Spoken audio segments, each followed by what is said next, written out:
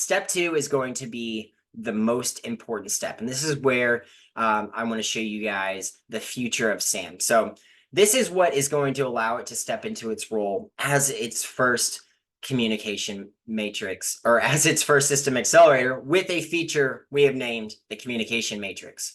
So I'm going to click into this contact, and Alfie's fictitious. So, feel free and call that number. I wouldn't suggest it, but you're going to meet someone. And you're going to see a lot of the information that you're probably used to seeing: first name, last name, middle name, where they live, city, email.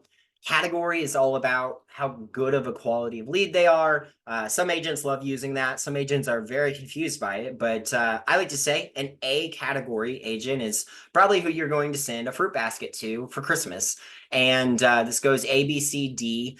D would be like the dentist of an acquaintance who knows a friend who you met at a party, who suggested that you reach out to this person who met you one time in a Starbucks.